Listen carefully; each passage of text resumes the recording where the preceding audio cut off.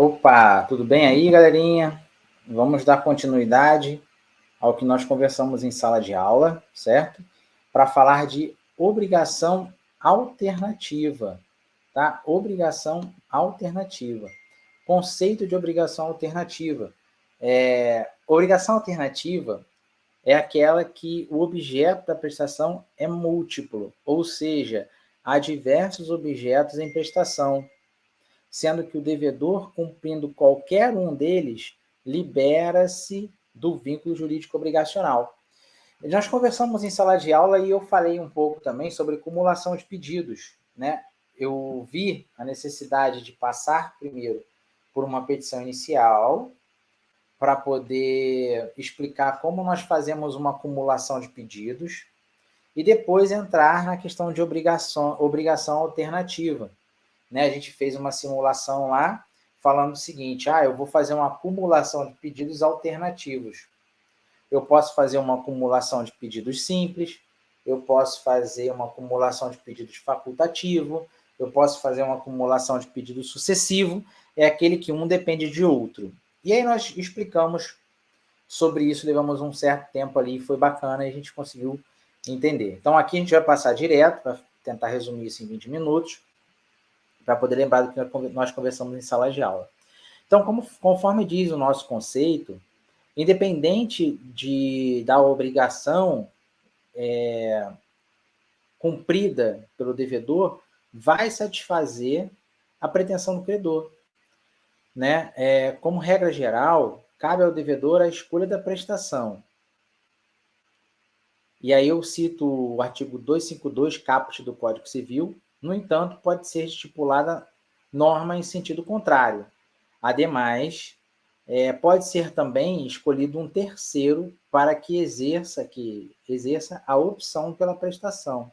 E se este não puder e não quiser fazê-lo, cabe ao juiz, caso as partes não entenderem ao contrário. Então, na questão da obrigação alternativa, a responsabilidade para o cumprimento é do devedor. O devedor é que vai escolher qual prestação ele vai cumprir.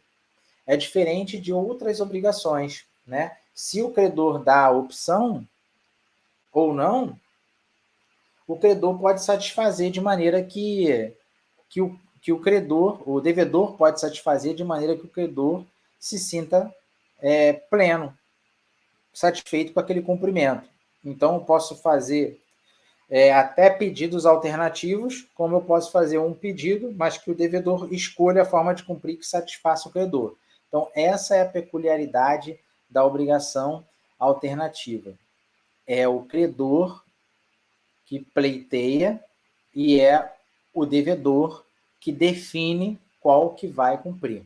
Aí eu coloco ali na impossibilidade de cumprir a obrigação alternativa. Quando nós falamos de impossibilidade de cumprimento de obrigação, independente do tipo de obrigação que seja,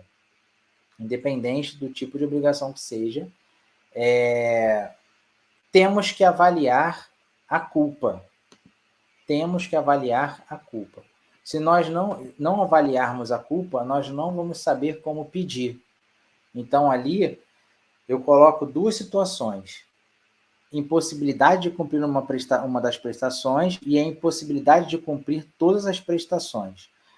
Na impossibilidade de cumprir uma das prestações, o débito subsistirá quanto a outra prestação, ou seja, persistirá, perdurará com relação a outra obrigação.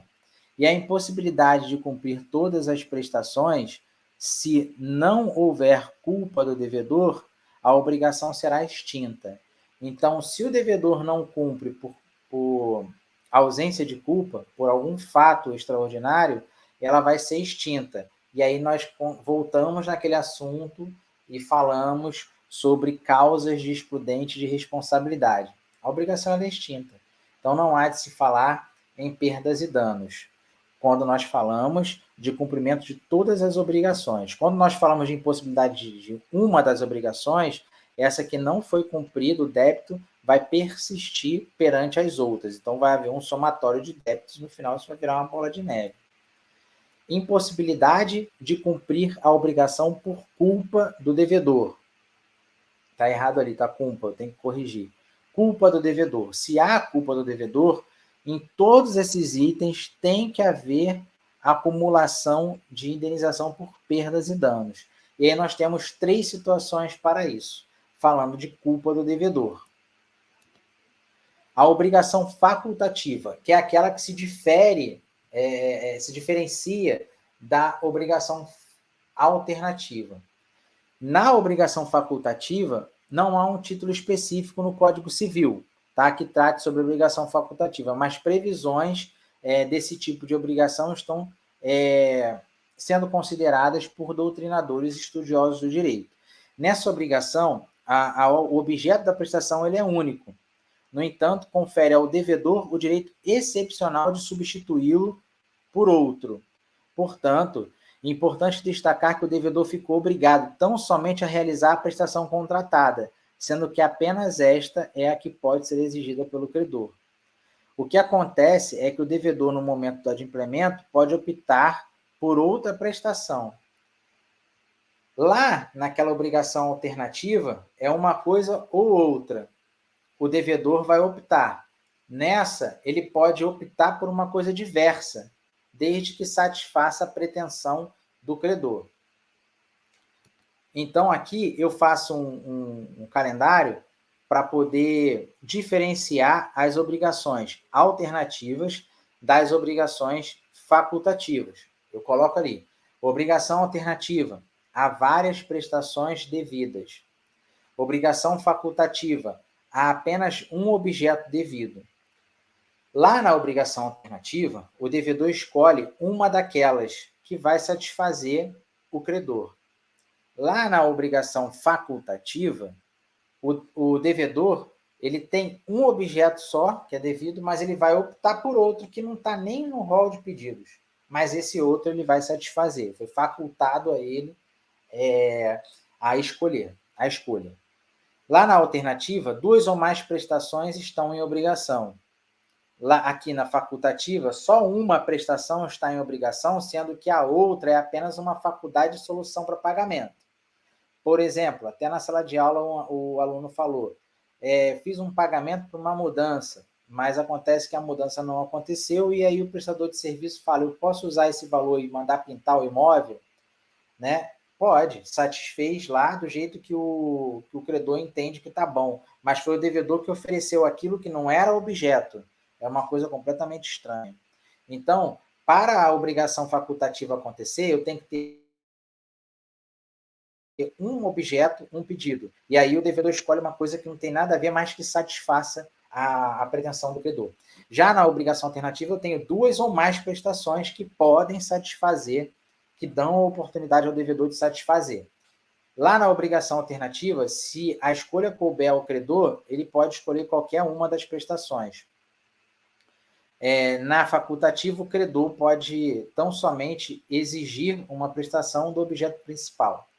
Lá na alternativa, a obrigação só é extinta se as 2 prestações perecerem, ou seja, terminarem. E aqui, na facultativa, se o objeto principal se extinguir, extingue-se também a obrigação. Tá? Então, existe essa diferença. Passamos agora para falar de obrigações divisíveis e obrigações indivisíveis. Nós temos que saber que coisa divisível é aquela que eu posso pegar, partir e eles não vão perder valor. A coisa indivisível é aquela que eu não posso partir. Tá difícil, eu não consigo dividir. Tá? Eu posso pegar um pão, por exemplo, partir ao meio e aí ser consumido de forma igual. Eu posso pegar um carro, eu não consigo cortar o carro ao meio. A coisa ela é indivisível. Mas as obrigações elas podem ter suas peculiaridades e podem ter as suas diferenças com relação à divisibilidade e à indivisibilidade. Quando nós falamos de obrigação divisível e obrigação indivisível, nós temos que colocar em xeque, nós temos que colocar em debate o valor disso. Então, eu vou trazer aqui o conceito de obrigação divisível. Sua definição se dá por exclusão, pois o Código Civil diz apenas que é a indivisibilidade. Ao contrário senso, o que não for indivisível será divisível. Sendo assim, nesse sentido, o artigo 257 estabelece que, se houver mais de um devedor ou mais de um credor em obrigações divisíveis, esta presume-se dividida em tantas obrigações iguais e distintas quanto os credores e devedores. E aqui, quando nós falamos de vários credores e vários devedores, nós falamos de obrigação de pagar, nós falamos de dinheiro. Fica mais fácil de identificar a divisibilidade da obrigação de pagar, tá? Ponto. Colocamos uma observação nessa situação. Quem vai definir a divisibilidade ou a indivisibilidade da obrigação é o credor. Se o credor falar que não é divisível 100 mil reais para 10 devedores, ele não vai ser divisível, porque vai ter que ser satisfeita a obrigação dele. Então, o credor é que vai definir isso, esse caminho. Exemplo, 4 devedores ou codevedores estão obrigados a pagar R$200. Então, a obrigação se divide em 4 partes, de forma que cada um vai pagar, então, R$50. Então, é uma forma muito simples de identificar a divisibilidade. Com base no artigo 258 do Código Civil, podemos dizer que a indivisibilidade da obrigação está diretamente relacionada à indivisibilidade da prestação. Tá? Lembrando, somente o credor vai definir se é divisível ou se é indivisível. A obrigação, tá? Obrigação, levando em consideração o seu valor. Assim sendo, a obrigação será indivisível se tiver por objeto uma prestação cujo fato ou a coisa não são suscetíveis de divisão, seja por sua natureza ou por ordem econômica, ou pela razão determinante do negócio jurídico. Quando fala da natureza, eu posso trazer o carro.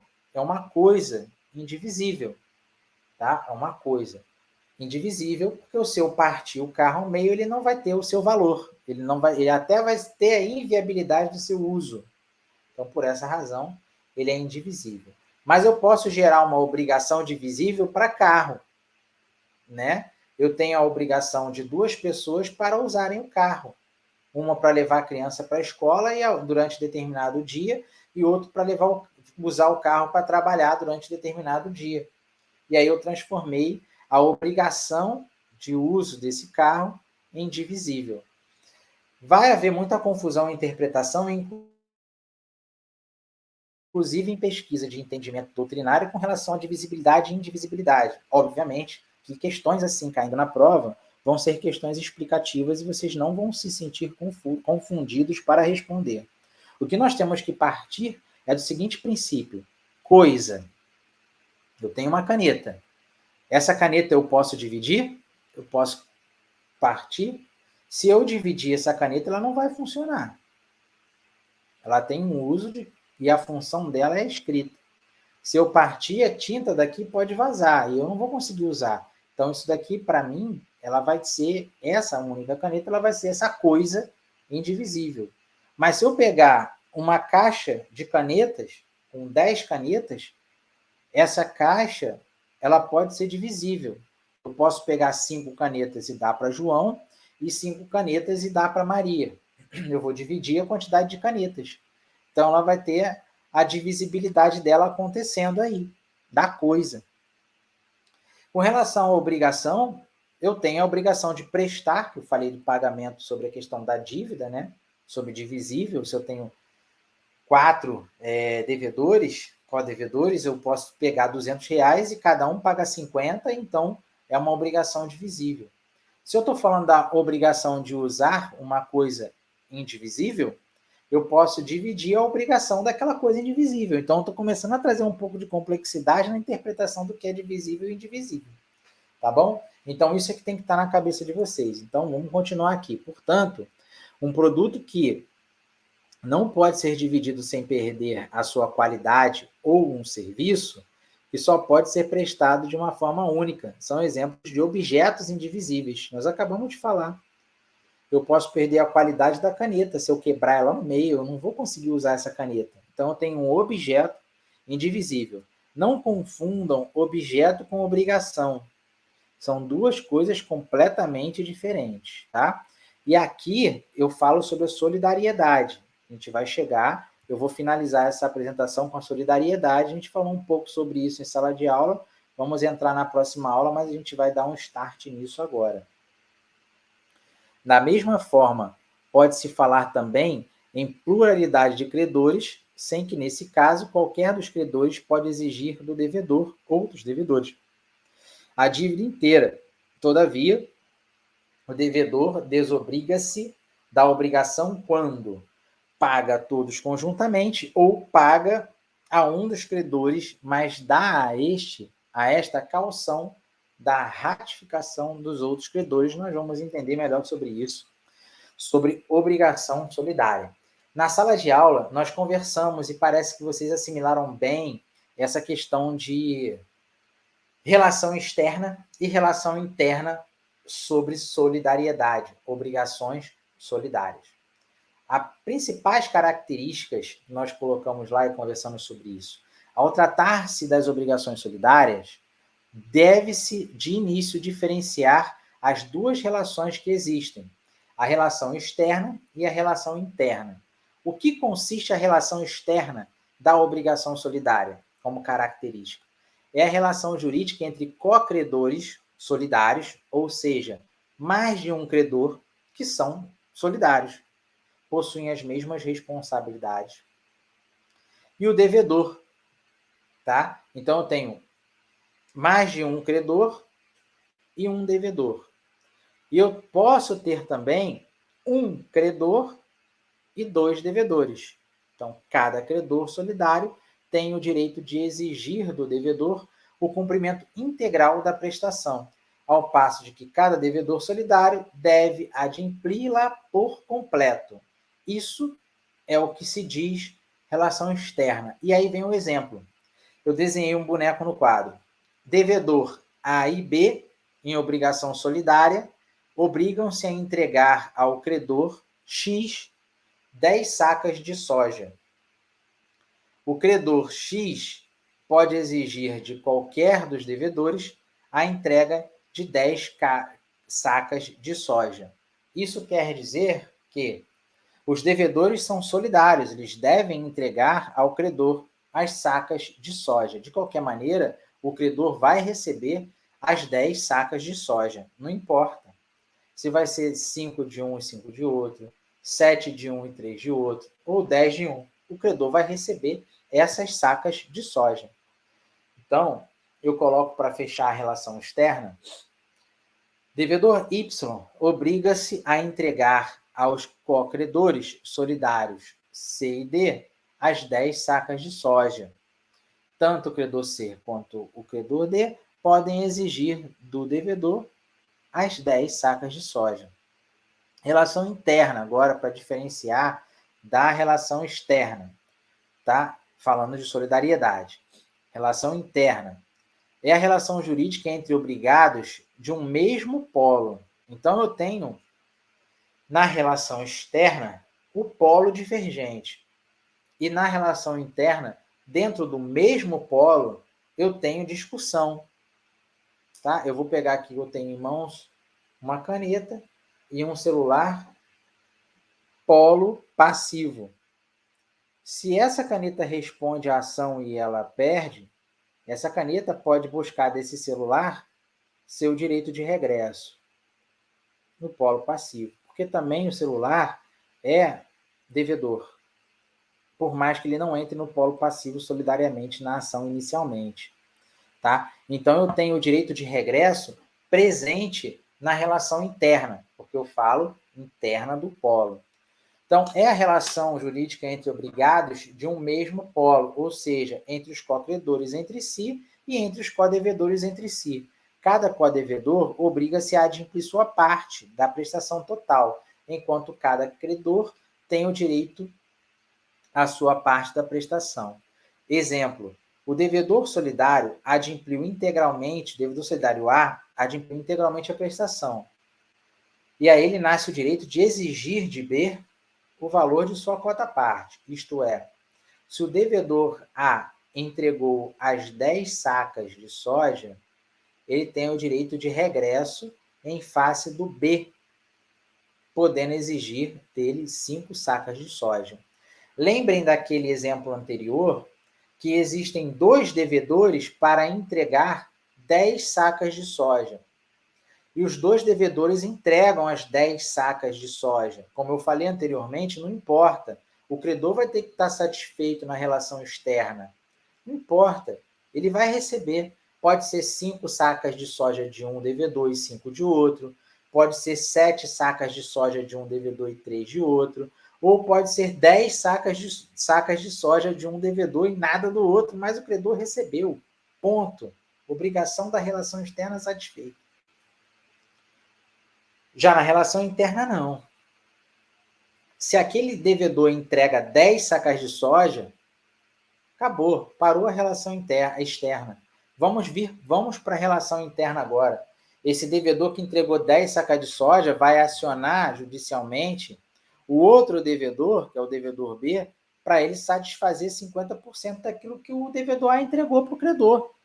Então, aqui, no exemplo da relação interna, eu posso ter 2 maneiras de resolver esse BO, esse problema.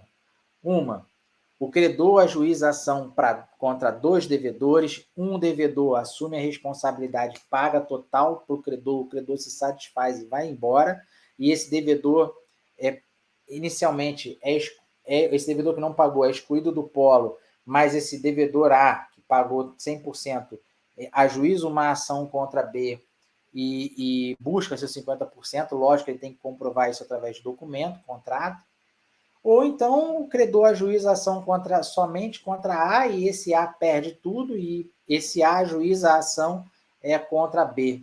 Então, pode sim acontecer dessa maneira também. O que importa na diferença entre relação interna e relação externa é que na relação externa não discutimos a responsabilidade dentro do polo. Já na relação interna, nós discutimos sim a responsabilidade dentro do polo, cabendo o direito de regresso dentro da relação interna, ao passo que na relação externa não há a figura do direito de regresso. Beleza? Isso nós conversamos, desenhamos no quadro, fomos bem categóricos nisso. A nossa aula se encerrou nesse ponto, nós não avançamos para solidariedade versus indivisibilidade. Por isso que eu deixei aqui sinalizado em amarelo, para eu não me perder na gravação desse material, tá certo? Então, eu vou encerrar por aqui, para não avançar no assunto da próxima aula. Na próxima aula, a gente vai fechar solidariedade versus indivisibilidade e depois adentraremos num novo assunto. Beleza? Agradeço a todos vocês a atenção, a dedicação também. Estamos juntos. Qualquer dúvida, qualquer esclarecimento, vocês têm meu contato, é só mandar mensagem. Muito obrigado a todos e até a próxima.